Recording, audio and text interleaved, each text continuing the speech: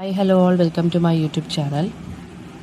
Chief Seattle speech എന്നുള്ള ലെസണാണ് നമ്മൾ നോക്കുന്നതെന്ന്. Page number 5 unit 1 1.1 chief Seattle speech. അപ്പോൾ ആദ്യമേ ആരാണ് ചീഫ് സിയാറ്റിൽ എന്നുള്ളത് നമുക്ക് പേജ് നമ്പർ 8 ഒരു ബോക്സിൽ കൊടുത്തിട്ടുണ്ട്, റെക്ടാങ്കിൾ ബോക്സിൽ. അപ്പോൾ ആ റെക്ടാങ്കിൾ ബോക്സ് ഇമ്പോർട്ടൻ്റ് ആണ് കേട്ടോ. ആ ഒരു നമ്മൾ പഠിക്കാൻ പോകുന്ന ലെസണിനെ കുറിച്ചും റൈറ്ററിനെ കുറിച്ചുള്ള ഡീറ്റെയിൽസ് എന്ന് പറയുന്നത് ഈ ഒരു ബോക്സിലാണ് കൊടുത്തിരിക്കുന്നത്. അപ്പോൾ എല്ലാ ലെസന്റെ ബാക്കിലും, ഇങ്ങനത്തുള്ള എല്ലാ ലെസൺസിന്റെ ബാക്കിലും ഇതുപോലെ ബോക്സ് കാണും. അപ്പോൾ ആ റൈറ്ററിനെ കുറിച്ചും അതുപോലെ തന്നെ ആ പോയത്തിന്റെ അല്ലെങ്കിൽ സ്റ്റോറിയുടെ അല്ലെങ്കിൽ ഇപ്പോൾ ഇതുപോലുള്ള സ്പീച്ച് ആണെന്നുണ്ടെങ്കിൽ അതിനെക്കുറിച്ചൊന്ന് നോക്കി വെക്കുക. അപ്പോൾ ചീഫ് സിയാറ്റിൽ എന്ന് പറയുന്ന ഒരു 19th സെഞ്ചുറി അമേരിക്കൻ ഇന്ത്യൻ ചീഫാണ്. ചീഫ് എന്ന് വെച്ചാൽ ഇവിടെ ഉദ്ദേശിക്കുന്നത് ഈ തലവൻ എന്ന് പറയും. അതായത് ഈ ആദിവാസി തലവൻ എന്നൊക്കെ നമ്മൾ പറയത്തില്ലേ, ട്രൈബൽ ചീഫ് എന്ന് പറയത്തില്ലേ, അതാണ് ഈ നമ്മുടെ ചീഫ് സിയാറ്റിൽ എന്ന് പറഞ്ഞ ആള്. അദ്ദേഹം 19th സെഞ്ചുറിയിൽ ഉണ്ടായിരുന്ന ഒരു അമേരിക്കൻ ഇന്ത്യൻ ചീഫാണ്. അതായത് ഒരു ട്രൈബൽ ഗ്രൂപ്പിന്റെ തലവനായിരുന്നു ഇദ്ദേഹം എന്ന് പറയുന്നത്. അപ്പൊ ആ ട്രൈബൽ ഗ്രൂപ്പിന്റെ പേരൊക്കെ ഇവിടെ കൊടുത്തിട്ടുണ്ട്, അതൊന്നും വേണ്ട നമുക്ക്. സോ അദ്ദേഹം എങ്ങനെയാണ് ഫേമസ് ആയെന്ന് വെച്ച് കഴിഞ്ഞാൽ, അദ്ദേഹം ഈ ഒരുപാട് അദ്ദേഹത്തിന്റെ ആ ഒരു ട്രൈബൽ ഗ്രൂപ്പിന് വേണ്ടി അല്ലെങ്കിൽ ഈ tribal community as a whole ജനറലായിട്ട് ഒരുപാട് കാര്യങ്ങൾ ഇദ്ദേഹം ചെയ്തു കൊടുത്തിട്ടുണ്ട്. അങ്ങനെ ഇദ്ദേഹം ഭയങ്കര ഫേമസ് ആകപ്പെട്ട ഒരു മനുഷ്യനാണ് കേട്ടോ, ഈ ഇങ്ങനെയുള്ള ആക്ടിവിറ്റീസ് കാരണം. അപ്പോൾ അദ്ദേഹത്തിന്റെ മെയിൻ കാര്യങ്ങൾ എന്താണെന്ന് വെച്ച് കഴിഞ്ഞാൽ, ഈ ട്രൈബൽസിന്റെ ഇടയിൽ നടക്കുന്ന പ്രശ്നങ്ങൾ ഗവൺമെന്റിനും ട്രൈബൽസിനും ഇടയിൽ ഒരു മീഡിയേറ്റർ ആയിട്ടൊക്കെ നിൽക്കുക എന്നുള്ളതാണ് ഇദ്ദേഹത്തിന്റെ ഒരു റോൾ എന്ന് പറയുന്നത്. അപ്പോൾ ഈ ഒരു സ്പീച്ച് എന്ന് പറയുന്നത് അദ്ദേഹം ജാനുവരി 1854 നടത്തിയ സ്പീച്ചാണ്. അത് നേച്ചറിനെ കുറിച്ചും നേച്ചറും ആദിവാസികളും അത് തമ്മിലുള്ള കണക്ഷനെ കുറിച്ചും ഒക്കെയാണ് സംസാരിക്കുന്നത്. അതായത് ആദിവാസികളാണ് ആദിമ മനുഷ്യരാണ്, അതായത് ആദിവാസികളാണ് ഈ ഒരു നേച്ചറുമായിട്ട് കൂടുതലും കണക്റ്റഡ് ആയിട്ട് നിൽക്കുന്നതെന്നും അപ്പോൾ അവരെ പ്രൊട്ടക്ട് ചെയ്യണമെന്നും ഒക്കെയുള്ള കാര്യങ്ങളാണ് ഈ ഒരു സ്പീച്ചിനകത്ത് അദ്ദേഹം പറയുന്നത്. പിന്നെ അദ്ദേഹം പറയുന്നതെന്ന് വെച്ച് കഴിഞ്ഞാൽ, നമ്മുടെ ആദിവാസികളുടെ കയ്യിലുള്ള ലാൻഡുകൾ എന്ന് പറയുന്നത് ഗവൺമെന്റിന്റെ കയ്യിലോട്ട് കൊടുക്കുകയാണ് ചെയ്യുന്നത്. അപ്പൊ അത് എന്തിനാണ്, അതായത് ഗവൺമെന്റ് അവരെ പ്രൊട്ടക്ട് ചെയ്യും എന്നുള്ളൊരു വിശ്വാസത്തിന്റെ പുറത്താണ് നമ്മൾ ഈ ഒരു ലാൻഡ് അങ്ങോട്ട് ട്രാൻസ്ഫർ ചെയ്യുന്നത്. എന്നിട്ട് അദ്ദേഹം പറയുന്നതെന്ന് വെച്ച് കഴിഞ്ഞാൽ, എന്തൊക്കെ നമ്മൾ അങ്ങോട്ട് കൊടുത്താലും ആദിവാസികൾ തന്നെയാണ് ശരിക്കും പറഞ്ഞു കഴിഞ്ഞാൽ, അല്ലെങ്കിൽ ട്രൈബൽസ് തന്നെയാണ് നേച്ചറുമായിട്ട് നല്ല രീതിയിൽ കണക്ഷൻ ഉള്ളവരും നേച്ചറെ നല്ല രീതിയിൽ പ്രൊട്ടക്ട് ചെയ്യാനുള്ള അർഹതയുള്ളതും ആർക്കാണ്, അല്ലെ പ്രൊട്ടക്ട് നല്ലോണം ചെയ്യുന്നതും ആരാണെന്നാണ് പറയുന്നത്, ട്രൈബൽസ് തന്നെയാണ്. അപ്പൊ ഈ ഒരു സ്പീച്ചിനകത്ത് ഇതിനെക്കുറിച്ചാണ് അദ്ദേഹം സംസാരിക്കുന്നത്. അതായത് ഒരു എക്കോളജിക്കൽ റെസ്പോൺസിബിലിറ്റി നമുക്കുണ്ടായിരിക്കണം. അതായത് എൻവയോൺമെന്റിനെ അല്ലെങ്കിൽ എക്കോളജിയെ പ്രൊട്ടക്ട് ചെയ്യേണ്ടതായിട്ടുള്ള ഒരു റെസ്പോൺസിബിലിറ്റി എല്ലാവരിലും ഉണ്ട്. അത് ഗവൺമെന്റ് ആണെന്നുണ്ടെങ്കിലും ട്രൈബൽസ് ആണെന്നുണ്ടെങ്കിലും ബാക്കിയുള്ള ഹ്യൂമൻ ബീങ്സ് ആണെന്നുണ്ടെങ്കിലും ആരാണെന്നുണ്ടെങ്കിലും റിച്ച് ആണെങ്കിലും പൂർ ആണെന്നുണ്ടെങ്കിലും എല്ലാവർക്കും ഈക്വൽ ആയിട്ടുള്ള റെസ്പോൺസിബിലിറ്റി ആണ് ഉള്ളത്. അതാണ് ഈ ഒരു സ്പീച്ചിനകത്ത് ഇദ്ദേഹം പറയുന്നത്.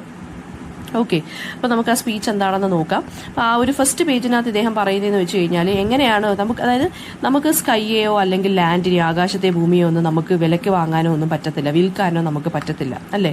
അപ്പം ആ ഒരു കാര്യം എന്ന് പറയുന്നത് വളരെ സ്ട്രെയിഞ്ച് ആയിട്ടുള്ള കാര്യമാണ്. അദ്ദേഹം ഇങ്ങനെ സംസാരിക്കുവാണ്. അതായത് ഇപ്പം നമ്മുടെ ഈ ഒരു എയർ ശ്വസിക്കാൻ നമുക്കൊരു അവകാശവുമില്ല, അല്ലെങ്കിൽ ഈ വാട്ടർ ഇങ്ങനെ ഫ്രഷ് ആയിട്ടുള്ള വാട്ടർ യൂസ് ചെയ്യാൻ നമുക്കൊരു അവകാശവുമില്ല. നമ്മൾ എന്ത് ചെയ്യും എന്നാണ് ഇദ്ദേഹം ചോദിക്കുന്നത്. അപ്പം അതായത് ഈ വെള്ളമാണെന്നുണ്ടെങ്കിലും വായു ആണെന്നുണ്ടെങ്കിലും കാടാണെന്നുണ്ടെങ്കിലും ആനിമൽസ് ആണെങ്കിലും ബേർഡ്സ് ആണെന്നുണ്ടെങ്കിലും ഇപ്പം ഈ കാണുന്നതൊന്നും ചിലപ്പോൾ ഭാവിയിലും നമ്മൾ പ്രൊട്ടക്ട് ചെയ്ത് നിർത്തിയില്ലെങ്കിൽ ചിലപ്പോൾ കാണുകയില്ല. അപ്പോൾ നമ്മൾ എവിടെ പോയി മേടിക്കും? വെള്ളമാണെന്നുണ്ടെങ്കിലും കാടാണെന്നുണ്ടെങ്കിലും നല്ല ഫ്രഷ് എയർ ആണെന്നുണ്ടെങ്കിലും നമ്മൾ മേടിക്കേണ്ട ഒരു അവസ്ഥ വരുമോ? അങ്ങനെ ഒരു അവസ്ഥ നിങ്ങളൊന്ന് ആലോചിച്ച് നോക്കിക്കാതെ എന്ത് വളരെ സ്ട്രെയിഞ്ച് ആയിട്ടുള്ള അല്ലെങ്കിൽ ഒരു ഇച്ചിരി കൗതുകകരമായിട്ടുള്ളൊരു കാര്യമാണെന്നാണ് ഇദ്ദേഹം ആദ്യത്തെ പാരഗ്രാഫിൽ ചോദിക്കുന്നത്. ഇപ്പം എർത്തിന്റെ, അതായത് ഭൂമിയുടെ എല്ലാ ഭാഗങ്ങളും അതെന്ന് പറയുന്നത് സേക്രഡ് ആണെന്നാണ് പറയുന്നത്. അതായത് ഡിവൈൻ ആയിട്ടുള്ളൊരു കാര്യമാണ്, ഗോഡ്ലി ആണെന്നാണ് ഇദ്ദേഹം പറയുന്നത്. അത് നമ്മൾ പരിപാലിച്ചേ പറ്റും. ഭൂമിയുടെ ഏത് ഭാഗമാണെന്നുണ്ടെങ്കിലും ഭൂമിയുടെ എല്ലാ എലിമെന്റ്സിനെയും നമ്മൾ എന്ത് ചെയ്യണം? ശുശ്രൂഷിക്കുകയും പരിപാലിക്കുകയും വേണമെന്നാണ് ഇദ്ദേഹം പറയുന്നത്. ഈ പരിപാലനവും ശുശ്രൂഷയും ഒക്കെ ആര് ചെയ്യുന്നുണ്ട്? ഇദ്ദേഹത്തിന്റെ ട്രൈബിലുള്ള, അതായത് ഈ ട്രൈബൽ കമ്മ്യൂണിറ്റിയിൽപ്പെട്ട ആളുകൾ അത് ചെയ്യുന്നുണ്ട് നല്ല വൃത്തിക്കും. അപ്പം അതായത് ഒരു ചെറിയ ഒരു മുട്ടുസൂചി ആണെങ്കിൽ പോലും, അല്ലെങ്കിൽ ഒരു മണൽത്തരി ആണെങ്കിൽ പോലും, അല്ലെങ്കിൽ കാട്ടിലുള്ള മഞ്ഞാണെങ്കിൽ പോലും എല്ലാം എന്താണ്, അല്ലെങ്കിൽ അവിടെയുള്ള ഇൻസെക്റ്റ് ആണെങ്കിൽ പോലും എന്താണ്, ഇതെല്ലാം എൻ്റെ ആളുകളുടെ ഉള്ളിൽ ഡിവൈൻ ആയിട്ടുള്ളൊരു കാര്യമാണെന്നാണ് പറയുന്നത്. അതായത് ഈ ഭൂമിയെ ശുശ്രൂഷിക്കുക, പരിപാലിക്കുക, വിശ്വസിക്കുക, ദൈവത്തെ പോലെ കാണുക എന്നുള്ളതാണ് ആദിവാസികളുടെ മൈൻഡിലുള്ളൊരു കാര്യം എന്ന് പറയുന്നത് കേട്ടോ. പിന്നെ ട്രീസിൻ്റെ, അതായത് ഏതൊരു ട്രീ ആണെന്നുണ്ടെങ്കിലും ആ ട്രീ പിന്നെ അത് എവിടെ നിൽക്കുന്ന ട്രീ ആണെന്നുണ്ടെങ്കിലും, അതായത് ഇപ്പോൾ കാട്ടിലെ ആണെന്നുണ്ടെങ്കിലോ അല്ലെങ്കിൽ ഒരുവൻ്റെ വീട്ടിൽ നിൽക്കുന്ന ട്രീ ആണെന്നുണ്ടെങ്കിലോ ഇതെല്ലാം ആര് സംരക്ഷിക്കും എന്നാണ് പറയുന്നത്? ഈ ട്രൈബൽ ഗ്രൂപ്പുകാർ സംരക്ഷിക്കും. അപ്പം പിന്നെ എന്നിട്ട് ഇദ്ദേഹം പറയുവാണ്, സാധാരണ അമേരിക്കക്കാരെന്ന് പറയുന്നത് എന്താണ്, അവർ അവരുടെ കൺട്രിയെ ഫൊർഗെറ്റ് ചെയ്യും. അതുപോലെ തന്നെ അവർ എങ്ങനെയെങ്കിലും ആകാശത്ത് എത്തിപ്പെടാൻ വേണ്ടി ശ്രമിച്ചുകൊണ്ടിരിക്കുക. അതായത് അവർ സ്പേസിൽ എത്തിച്ചേരാൻ വേണ്ടി ആ സമയത്ത് USA ഇങ്ങനെ നോക്കിക്കൊണ്ടിരിക്കുക നാസ വഴിയൊക്കെ. അപ്പോൾ അത് എല്ലാവരും ഇവിടെ ഉള്ളതിനെ പ്രൊട്ടക്ട് ചെയ്യാതെ ആകാശവും സൂര്യനും ഒക്കെ കയ്യെത്തി പിടിക്കാൻ നോക്കുകയാണെന്നാണ് ഇദ്ദേഹം ഒരു ആരോപണം ഉന്നയിക്കുന്നത്. അതുപോലെ തന്നെ പറയുകയാണ്, നമുക്ക് മുന്നേ മരിച്ചു പോയവരൊന്നും ഈ ഭൂമിയെ ഒരിക്കലും മറക്കാൻ ഇടവരുത്തില്ല എന്നാണ് ഇദ്ദേഹം പറയുന്നത്. നമ്മൾ എർത്തിന്റെ ഭാഗമാണ്, എർത്ത് നമ്മുടെ ഭാഗവുമാണ്. നമ്മുടെ ഫ്ലവേഴ്സ് ആണെന്നുണ്ടെങ്കിലും നമ്മുടെ പിന്നെ മാൻ, അതായത് ഡീർ ആണെന്നുണ്ടെങ്കിലും ഹോഴ്സ് ആണെന്നുണ്ടെങ്കിലും ഈഗിൾസ് ആണെന്നുണ്ടെങ്കിലും ഇതെല്ലാം നമ്മുടെ ബ്രദേഴ്സ് ആണെന്നാണ് ഇദ്ദേഹം പറയുന്നത് കേട്ടോ. എല്ലാം എന്ത് തന്നെയാണ്, ഒരു ഫാമിലിയിൽ പെട്ടവർ തന്നെയാണ്. നമ്മളെല്ലാവരും ഒരു ഫാമിലിയിൽ, അതായത് ഭൂമി എന്നുള്ള ഫാമിലിയിൽ പെട്ടവരാണ് നമ്മളെല്ലാവരും. So we must protect our earth എന്നാണ് ഇദ്ദേഹം പറയുന്ന ഒരു മെസ്സേജ് എന്ന് പറയുന്ന ഒരു സെന്റൻസ്. അദ്ദേഹത്തിന്റെ പോയിന്റ് അതാണ്. പിന്നെ ഇവിടെ വാഷിങ്ടണിന്റെ ഗ്രേറ്റ് ചീഫ് ഇൻ വാഷിങ്ടൺ എന്ന് 3rd പാരഗ്രാഫിൽ പറയുന്നുണ്ട്. ഗ്രേറ്റ് ചീഫ് ഇൻ വാഷിങ്ടൺ എന്ന് വെച്ചാൽ ഇവിടെ ഉദ്ദേശിക്കുന്നത് നമ്മുടെ അമേരിക്കയുടെ ഫസ്റ്റ് പ്രസിഡന്റായ ജോർജ് വാഷിങ്ടണിനെയാണ്. അപ്പോൾ ജോർജ് വാഷിങ്ടൺ എന്താണ് പറഞ്ഞത്? അദ്ദേഹം പറഞ്ഞു എന്ന് നമ്മുടെ ലാൻഡ് അദ്ദേഹത്തിന് മേടിക്കുവാൻ വേണ്ടി ആഗ്രഹമുണ്ട്. അതായത് ഈ ട്രൈബൽസിന്റെ കയ്യിൽ നിന്ന് ഈ ഒരു ഭൂമി വാങ്ങുവാൻ വേണ്ടി ഗവൺമെന്റിന് ഒരു ആലോചനയുണ്ട്. അപ്പം ഈ നമ്മുടെ പ്രസിഡന്റ് പറഞ്ഞതെന്ന് വെച്ച് കഴിഞ്ഞാൽ, ഈ ഒരു സ്ഥലം നിങ്ങളുടെ കയ്യിൽ നിന്ന് വാങ്ങിയാലും നിങ്ങൾക്ക് ഇവിടെ കംഫർട്ടബിൾ ആയിട്ട് ജീവിക്കാം, അതായത് ആദിവാസികൾക്ക് കംഫർട്ടബിൾ ആയിട്ട് തന്നെ ജീവിക്കാം, ഞങ്ങൾ ആ ലാൻഡിനെ പ്രൊട്ടക്ട് ചെയ്തോളാം എന്ന് പറഞ്ഞിട്ടാണ് അദ്ദേഹം ഈ ലാൻഡ് വാങ്ങുവാൻ ഉദ്ദേശിക്കുന്നത്. ഓക്കെ, അപ്പം ഈ പ്രസിഡന്റ് എന്ന് പറയുന്നത് എന്താണ്, നമുക്കൊരു അച്ഛനായി മാറുകയാണ്. നമ്മുടെ ലാൻഡ് വാങ്ങുന്ന വഴി, നമ്മളെ പ്രൊട്ടക്ട് ചെയ്യുന്ന വഴി അദ്ദേഹം ഒരു അച്ഛനായി മാറുകയാണ്. നമ്മളെല്ലാവരും അദ്ദേഹത്തിന്റെ കുഞ്ഞുങ്ങളായി മാറുകയാണെന്നാണ് ഇദ്ദേഹം പറയുന്നത്. സോ നമുക്ക് എന്ത് ചെയ്യാം, നമുക്ക് ആ ഒരു ഓഫറിനെ നമുക്ക് വേണമെന്നുണ്ടെങ്കിൽ ഒന്ന് കൺസിഡർ ചെയ്യാം. പക്ഷെ അത് ഈസി ആയിരിക്കത്തില്ല. കാരണം ഈ ലാൻഡ് എന്ന് പറയുന്നത് ഞങ്ങൾക്ക് ഏറ്റവും പ്രിയപ്പെട്ടവയാണ്. ഈ ലാൻഡ് എന്ന് പറയുന്നത് ഞങ്ങളെന്ന് വെച്ചാൽ ഇവിടെ ഉദ്ദേശിക്കുന്നത് ഇദ്ദേഹവും ഇദ്ദേഹത്തിന്റെ ആ ഒരു ട്രൈബൽ കമ്മ്യൂണിറ്റിയാണ് ഉദ്ദേശിക്കുന്നത്. പിന്നെ അദ്ദേഹം പറയുന്നതെന്ന് വെച്ച് കഴിഞ്ഞാൽ, ഈ ഒഴുകുന്ന വെള്ളമാണെന്നുണ്ടെങ്കിലും ഈ സ്ട്രീംസിലെ റിവേഴ്സിലെ വെള്ളം എന്ന് പറയുന്നത് ശരിക്കും പറഞ്ഞാൽ വെറും വെള്ളം മാത്രമല്ല, അത് ഞങ്ങൾക്ക് മുന്നേ, അതായത് ഈ ട്രൈബൽ ഗ്രൂപ്പിന്റെ തന്നെ ആൻസിസ്റ്റേഴ്സിന്റെ വെള്ളമാണ്. അച്ഛനപ്പന്മാർ കഷ്ടപ്പെട്ട് പിന്നെ പ്രൊട്ടക്ട് ചെയ്ത് കൊണ്ടുവന്ന വെള്ളമാണ്. സോ അത് അവരുടെ ബ്ലഡ് ആണെന്നാണ് ഇദ്ദേഹം ഇവിടെ പറയുന്നത്. ഇപ്പം ഞങ്ങൾ ഈ ഒരു ലാൻഡ് വിൽക്കുകയാണെന്നുണ്ടെങ്കിൽ നിങ്ങൾ എപ്പോഴും ഓർക്കേണ്ട ഒരു കാര്യം എന്താണ്, ഇത് ഡിവൈൻ ആണ്, ഭയങ്കര പരിശുദ്ധമായ ഒരു ലാൻഡാണ് ഇത്, ഞങ്ങൾക്കിത് സേക്രഡ് ലാൻഡാണ്. അപ്പം ഞങ്ങൾ ഈ ഓരോ വെള്ളത്തിലും കാണുന്ന ഈ ഒരു റിഫ്ലക്ഷൻ ഉണ്ടല്ലോ, അതെന്ന് വെച്ച് കഴിഞ്ഞാൽ എന്താണ്, ഞങ്ങളുടെ തന്നെ ട്രൈബൽ ഗ്രൂപ്പിലുള്ള ആളുകളുടെ ഓരോരുത്തരുടെയും റിഫ്ലക്ഷനാണിത്. അതായത് ഞങ്ങൾക്ക് മുന്നേ ഉള്ളവർ, ഞങ്ങൾക്ക് പിന്നെ വന്നവർ, അതായത് ഞങ്ങൾക്ക് മുന്നേ ജനിച്ചവർ പ്രൊട്ടക്ട് ചെയ്തുകൊണ്ടാണ് ഞങ്ങൾ ഇന്ന് ഈ ഒരു തെളിച്ച വെള്ളം ഞങ്ങൾ ഇന്ന് കാണുന്നത്. അപ്പം നിങ്ങൾക്ക് ഞങ്ങൾ ഈ ലാൻഡ് ഗിഫ്റ്റ് ചെയ്യുവാണെന്നുണ്ടെങ്കിൽ നിങ്ങളും അതുപോലെ തന്നെ എന്ത് ചെയ്യുക, പ്രൊട്ടക്ട് ചെയ്യുക ഈ ലാൻഡിനെ എന്നാണ് പറയുന്നത്. ഈ വെള്ളത്തിന്റെ മർമർ എന്ന് പറയുന്നത്, അതായത് ഈ വെള്ളം ഒഴുകുമ്പോൾ ഉള്ള സൗണ്ട് എന്ന് പറയുന്നത് ഞങ്ങളുടെ അച്ഛൻ്റെ സൗണ്ടാണ് എന്നാണ് പറയുന്നത്. ഈ റിവേഴ്സ് എന്ന് പറയുന്നത് ഞങ്ങളുടെ അനുജന്മാരാണ്, ഞങ്ങളുടെ ദാഹം ശമിപ്പിക്കുന്ന അനുജന്മാരാണ് ഞങ്ങൾക്ക് ഈ റിവേഴ്സ് എന്ന് പറയുന്നത്. ആ റിവേഴ്സാണ് ഞങ്ങളുടെ കുഞ്ഞുങ്ങളെ ഫീഡ് ചെയ്യുകയും ഞങ്ങളെ അങ്ങോട്ടും ഇങ്ങോട്ടും കൊണ്ടുപോകുന്നതും എല്ലാം ഈ റിവേഴ്സാണ്. ഞങ്ങൾ ഈ ലാൻഡ് സെല്ല് ചെയ്ത് കഴിഞ്ഞാൽ നിങ്ങൾ എപ്പോഴും ആലോചിക്കണം, നിങ്ങൾ നിങ്ങളുടെ മക്കളെയും പഠിപ്പിക്കേണ്ട ഒരു കാര്യം എന്താണ്, ഈ റിവേഴ്സ് എന്ന് പറയുന്നത് ബ്രദേഴ്സ് ആണെന്നും നമ്മളെല്ലാം അങ്ങോട്ടും ഇങ്ങോട്ടും കണക്റ്റഡ് ആണെന്നും. സോ കൈൻഡായിട്ട് തന്നെ ബ്രദറിൻ്റെ അടുത്ത് പെരുമാറുക, അതായത് ഈ വെള്ളമൊക്കെ നല്ല ഭംഗിയായിട്ട് പരിശുദ്ധമായിട്ട് തന്നെ സൂക്ഷിക്കാൻ ശ്രമിക്കുക എന്ന് വേണം നിങ്ങൾ പഠിപ്പിച്ചു കൊടുക്കുക എന്നാണ് അദ്ദേഹം പറയുന്നത്. പിന്നെന്താണ് പറയുന്നതെന്ന് വെച്ചാൽ, പക്ഷേ എന്നാലും ഈ വൈറ്റ് മാൻ എന്ന് വെച്ചാൽ ഇവിടെ ഉദ്ദേശിക്കുന്ന അമേരിക്കൻസിന് ഇതൊന്നും മനസ്സിലാവാത്ത കാര്യമാണ്. കാരണം എന്താണ്, അവർക്ക് ഇതൊന്നും ശീലമില്ലാത്ത കാര്യങ്ങളാണ്. ഞങ്ങളാണിത് ഇങ്ങനെയുള്ള ലാൻഡുകളെ പ്രൊട്ടക്ട് ചെയ്ത് കൊണ്ടുവരുന്നത്. അതുകൊണ്ടാണ് അവരിപ്പം ഫ്രഷ് എയറും ഫ്രഷ് ട്രീസും ഒക്കെ, അതായത് ട്രീസും ആനിമൽസും ബേർഡ്സും ഒക്കെ അവർക്ക് കാണാൻ സാധിക്കുന്നത്. അപ്പം ഞങ്ങൾ ഈ ഭൂമിയെ ഇങ്ങനെ പ്രൊട്ടക്ട് ചെയ്യുന്നത് കൊണ്ടാണ്. പിന്നീട് അദ്ദേഹം പറയുന്നതെന്ന് വെച്ചാൽ, അവർക്ക് ഈ ഒരു ലാൻഡ് എന്ന് പറയുന്നത്, അല്ലെങ്കിൽ ഞങ്ങൾക്ക് അവരെന്ന് പറയുന്നത്, ഈ അമേരിക്കൻസ് എന്ന് പറയുന്നത് സ്ട്രേഞ്ചേഴ്സ് ആണ്. അവരൊരു ദിവസം രാത്രി വന്നിട്ട് ഞങ്ങളുടെ കയ്യിലുള്ള ഈ ലാൻഡ് എല്ലാം എടുത്തുകൊണ്ട് പോവുകയാണ് ചെയ്യുന്നത്. അപ്പം അവന് എർത്തെന്ന് പറയുന്നത് ബ്രദറല്ല, അവന് എർത്തെന്ന് പറയുന്നത് എനിമിയാണ്. അവൻ പിടിച്ചടക്കി വെച്ചേക്കുന്ന ഒരു കാര്യം മാത്രമാണ് ഭൂമി എന്ന് പറയുന്നത്. സോ അവൻ അതുകൊണ്ട് അങ്ങ് പോകത്തേ ഉള്ളൂ, അവൻ ഒരിക്കലും അത് പ്രൊട്ടക്ട് ചെയ്യാൻ ശ്രമിക്കത്തില്ല. പിന്നെ പറയുന്നത് എന്താണ്, അവൻ്റെ അച്ഛൻ്റെ ഗ്രേവ്സ് ഒന്നും നോക്കത്തില്ല, അതായത് കുഴിമാടമൊന്നും ശ്രദ്ധിക്കാതെ, അതായത് അവരുടെ അച്ഛനും അമ്മയും പഠിപ്പിച്ചു തന്നത് നോക്കാതെ അവരെന്ത് ചെയ്യുകയാണ് ചെയ്യുന്നത്, ഈ എർത്തിനെ ഭൂമിയുടെ തന്നെ അവകാശികളിൽ നിന്ന് തട്ടിപ്പറിച്ചുകൊണ്ട് പോകാൻ ശ്രമിക്കുന്നവരാണ് ഈ അമേരിക്കൻസ് എന്നാണ് ഇദ്ദേഹം പറയുന്നത്. പിന്നെന്താണ്, അവന് ഈ ഒരു ഭൂമി എന്ന് പറയുന്ന അമ്മയോ അല്ലെങ്കിൽ ബ്രദറോ ഒന്നും അല്ല. അവരെന്ത് ചെയ്യുകയാണ്, എല്ലാത്തിനെയും പിടിച്ചടക്കി കോൺകർ ചെയ്ത് എല്ലാത്തിനെയും നശിപ്പിച്ചുകൊണ്ടിരിക്കുകയാണെന്നാണ് പറയുന്നത്. എല്ലാത്തിനെയും വിറ്റ് പുറത്തൊലച്ചുകൊണ്ടിരിക്കുകയാണ്. ഈ ഭൂമിയിലുള്ള എല്ലാ കാര്യത്തിനും വിറ്റ് തുലയ്ക്കാനാണ് ശരിക്കും പറഞ്ഞ ഈ അമേരിക്കൻസിന് താല്പര്യം എന്നാണ് ഇദ്ദേഹം പറയുന്നത്. അതുപോലെ തന്നെ അവൻ്റെ വിശപ്പിനെ അടക്കാൻ പറ്റുന്നതിനേക്കാട്ടിലും കൂടുതൽ അവൻ കൊന്നൊടുക്കുന്നുണ്ട് ഈ ഭൂമിയിൽ. അത് എങ്ങനെയാണെന്നൊന്നും എനിക്കറിയത്തില്ല. അതുപോലെ തന്നെ ഈ നല്ല പച്ചപ്പായിട്ടിരുന്ന ഭൂമിയെ അവൻ മരുഭൂമിയാക്കി മാറ്റുവാനും ശ്രമിക്കുന്നുണ്ടെന്നാണ് ഇദ്ദേഹം പറയുന്നത്. അതായത് മരമൊക്കെ വെട്ടി നശിപ്പിച്ച് അതൊരു മരുഭൂമിയാക്കി മാറ്റുവാണ് ഭൂമിയെ ഇപ്പോൾ ആളുകളെല്ലാം കൂടി ചേർന്ന്. അപ്പം നിങ്ങളുടെ ജീവിത രീതിയും ഞങ്ങളുടെ ജീവിത രീതിയും വ്യത്യാസമുള്ളതാണെന്നാണ് ഇദ്ദേഹം പറയുന്നത്. നിങ്ങളുടെ സിറ്റീസ് കാണുമ്പോൾ എനിക്ക് ശരിക്കും പറഞ്ഞാൽ കണ്ണുകളിൽ വേദനയാണുള്ളത്. കാരണം എന്താണ്, നിങ്ങളുടെ സിറ്റീസിൽ പച്ചപ്പൊന്നുമില്ല, നിങ്ങളുടെ സിറ്റീസിൽ ഫുള്ള് ബിൽഡിങ്സും പൊല്യൂഷനും മാത്രമേ ഉള്ളൂ. പക്ഷേ ഞങ്ങളെന്ന് പറയുന്നത് ഈവൻ ദോ ഞങ്ങൾ സാവേജ് ആണെങ്കിലും, അതായത് അൺസിവിലൈസ്ഡ് ആയിട്ടുള്ള ആളുകളാണെങ്കിലും ഞങ്ങൾക്ക് പ്രൊട്ടക്ട് ചെയ്യാനുള്ള കാര്യങ്ങളെല്ലാം ഞങ്ങൾ പ്രൊട്ടക്ട് ചെയ്യുന്നുണ്ട്. ആ ഒരു ബോധം ഞങ്ങൾക്കുണ്ടെന്നാണ് ഇദ്ദേഹം പറയുന്നത്.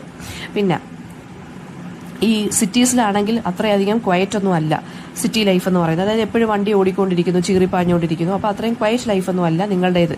ഓക്കെ, അത് മാത്രമല്ല, ഇലകളിപ്പം കാറ്റത്ത് പിന്നെന്താണ്, കാറ്റത്ത് ഇങ്ങനെ നീങ്ങുന്ന സൗണ്ടോ അല്ലെങ്കിൽ ഇൻസെക്റ്റിൻ്റെ വിങ്സിൻ്റെ സൗണ്ടോ ഒന്നും ഞങ്ങൾക്ക് അവിടെ നിന്നാൽ കേൾക്കാൻ സാധിക്കുകയില്ല. പക്ഷേ ഞാൻ ചിലപ്പോൾ ഒരു അൺസിവിലൈസ്ഡ് ആയിട്ടുള്ള ഒരു കാട്ടുജാതിക്കാരനായതുകൊണ്ടായിരിക്കാം എനിക്ക് ചിലപ്പോൾ അതൊന്നും മനസ്സിലാക്കാൻ കഴിയാത്തത്. ചിലപ്പോൾ ഈ ഒരു സൗണ്ട്, അതായത് നിങ്ങളുടെ സിറ്റിയിലുള്ള ഈ ഒരു സൗണ്ടുകളെന്ന് പറയുന്നത് ചിലപ്പോൾ എനിക്കത് ഇൻസൾട്ടായിട്ട് തോന്നുന്നത് ഞാൻ വളരെ വലിയ അറിവുള്ളവനൊന്നും ആവാത്തത് കൊണ്ടായിരിക്കാം എന്ന് ഇദ്ദേഹം പറയുവാണ്. പക്ഷേ എന്നാലും മനുഷ്യന്മാരെങ്ങനെ ജീവിക്കും അവിടെ ഉള്ളവർ? കാരണം തവളയുടെ കരച്ചിൽ കേൾക്കാതെയോ അല്ലെങ്കിൽ ഈ ഗ്രാസ് ഹോപ്പേഴ്സിൻ്റെ കരച്ചിൽ കേൾക്കാതൊക്കെ എങ്ങനെ മനുഷ്യന്മാർ ജീവിക്കും? ഞങ്ങൾക്കാണെങ്കിൽ അങ്ങനെയൊന്നും കേൾക്കാതെ ഒരു ദിവസം പോലും ഞങ്ങൾക്ക് ജീവിക്കാൻ പറ്റില്ലെന്നാണ് പറയുന്നത്, ചീഫ് സിയാറ്റിൽ പറയുന്നത്. ഞാനൊരു റെഡ് മാൻ എന്ന് വെച്ചാൽ ഒരു റെഡ് ഇന്ത്യൻ മാനാണ്. അവിടുത്തെ ഒരു ആദിവാസി ഗ്രൂപ്പാണ് ഞങ്ങൾ. അപ്പോൾ ഞങ്ങൾക്ക് ശരിക്കും പറഞ്ഞാൽ അതൊന്നും മനസ്സിലാവുന്നില്ല. നിങ്ങളുടെ സ്ഥലത്ത് ഇങ്ങനൊരു സൗണ്ടേ ഇല്ല, നേച്ചറിൻ്റെ സൗണ്ടേ ഞങ്ങൾക്കത് കേൾക്കാൻ സാധിക്കുന്നില്ല. ഞങ്ങൾ ഇന്ത്യൻസ് എന്ന് വെച്ചാൽ ഇവിടെ ഉദ്ദേശിക്കുന്നത് റെഡ് ഇന്ത്യൻസ് ആണ്. അതായത് അമേരിക്കയിലുള്ള ട്രൈബൽ ഗ്രൂപ്പാണ്. അപ്പോൾ അവർക്ക് ശരിക്കും പറഞ്ഞാൽ ഞങ്ങൾക്ക് ഈ വിൻഡിൻ്റെ സൗണ്ട് അല്ലെങ്കിൽ കുളത്തിൻ്റെ സൗണ്ട്, കാറ്റിൻ്റെ മണം, മഴയുടെ മണം, അതൊക്കെയാണ് ഞങ്ങൾക്ക് പെർഫ്യൂംസ് എന്ന് പറയുന്നത്. ഞങ്ങൾക്കതില്ലാതെ ഒരിക്കലും ജീവിക്കാൻ കഴിയുകയില്ല എന്നാണ് ഇദ്ദേഹം പറയുന്നത്. ഞങ്ങൾക്ക് ഈ ലൗഡായിട്ടുള്ള സൗണ്ടുകളൊന്നും കേട്ട് ശീലമില്ല, നിങ്ങളുടെ സിറ്റിയിലെ കണക്ക്. ഞങ്ങൾക്കെന്ന് പറയുന്നത് ഞങ്ങളുടെ ഈ ചുറ്റിനുമുള്ള എയർ എന്ന് പറയുന്നത് പ്രഷ്യസ് ആണെന്നാണ് പറയുന്നത്.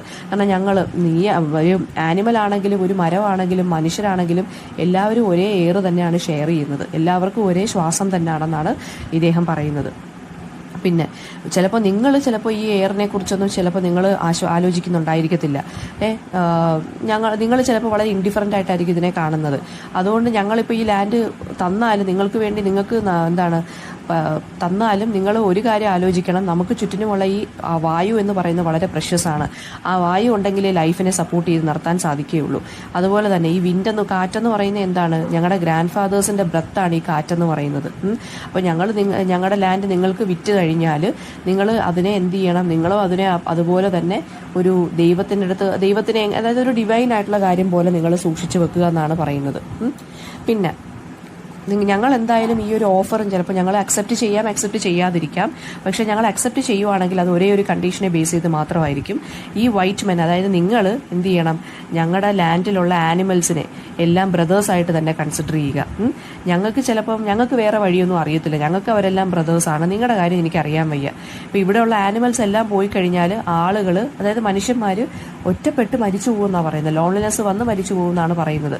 അതായത് ആനിമൽസിന് വന്ന അതേ ഗതിയായിരിക്കും പിന്നീട് ഹ്യൂമൻ ബീങ്സിനും വരുന്നത്. അതുകൊണ്ട് ആദ്യമേ തന്നെ ആനിമൽസിനെയൊക്കെ പ്രൊട്ടക്ട് ചെയ്ത് നിർത്തുക. കാരണം എല്ലാ കാര്യങ്ങളും ഈ ഭൂമിയിലുള്ള എല്ലാം കണക്റ്റഡ് ആണെന്നാണ് പറയുന്നത്. അതുപോലെ തന്നെ നിങ്ങളുടെ മക്കളെ എന്ത് ചെയ്യാൻ പഠിപ്പിക്കുക, ഈ ഒരു നമ്മുടെ മണ്ണിനെ പ്രൊട്ടക്ട് ചെയ്യാൻ പഠിപ്പിക്കുക. നമ്മൾ ചവിട്ടി നിൽക്കുന്ന ഈ ഗ്രൗണ്ടിനെ പ്രൊട്ടക്ട് ചെയ്യാൻ പഠിപ്പിക്കുക, ലാൻഡിനെ റെസ്പെക്ട് ചെയ്യാൻ പഠിപ്പിക്കുക, എർത്തിലുള്ള എല്ലാ ജീവജാലങ്ങളെയും റെസ്പെക്ട് ചെയ്യാൻ പഠിപ്പിക്കുക. അതുപോലെ തന്നെ എർത്ത് നമ്മുടെ മദറാണെന്ന് പഠിപ്പിക്കുക. എർത്തിൽ എന്ത് വന്നാലും അതിൻ്റെ എഫക്റ്റ് എർത്തിൽ ജീവിക്കുന്ന മനുഷ്യന്മാർക്കാണെന്നാണ് പറഞ്ഞ് പഠിപ്പിക്കുക. നമ്മൾ ഭൂമിയെ തുപ്പിക്കഴിഞ്ഞാൽ ഭൂമി നമ്മളെ തന്നെ സ്വയം തുപ്പുന്നത് പോലെ ഇരിക്കും എന്നാണ് പറയുന്നത്.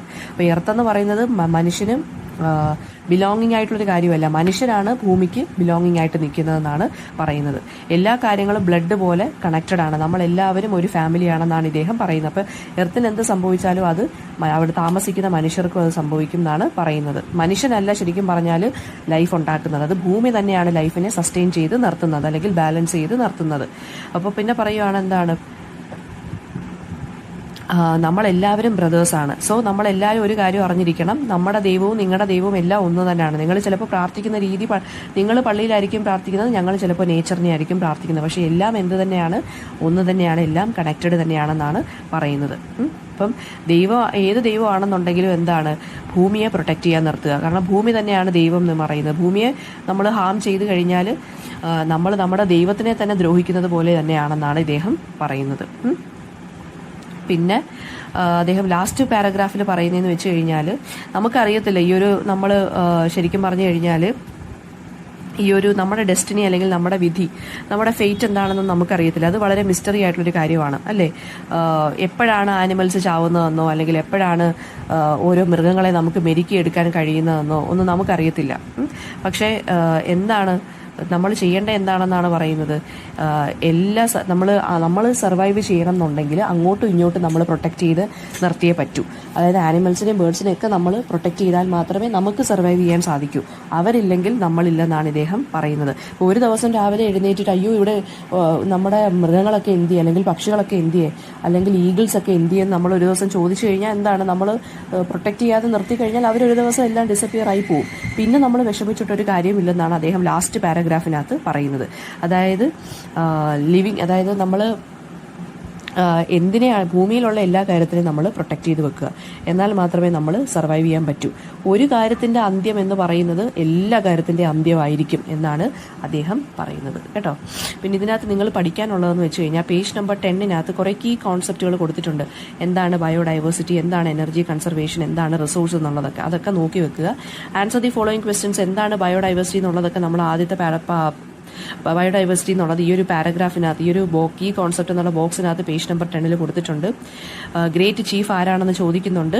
അതൊക്കെ നമ്മുടെ ആ ഒരു ബോക്സിനകത്തുണ്ട്. പേജ് നമ്പർ 8 ഫസ്റ്റ് പാരഗ്രാഫിൽ ആ ഒരു റെക്റ്റാങ്കിൾ ബോക്സിനകത്ത് കൊടുത്തിട്ടുണ്ട് ആരാണ് ചീഫ് സിയാറ്റിൽ എന്നുള്ളതൊക്കെ.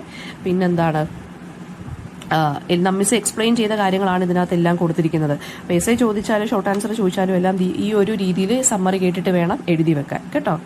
പിന്നെ പേജ് നമ്പർ 12 സിനണിംസ് ഒന്ന് പഠിച്ചു വെക്കുക. അതായത് സെക്ഷൻ 3 ക്ലാറ്ററിന്റെ മീനിങ് എന്താണ്, പ്രഷ്യസ് എന്താണ്, ഇതൊക്കെ നിങ്ങൾ നിങ്ങളുടെ മൊബൈലിനകത്ത് നോക്കിയാൽ മതി.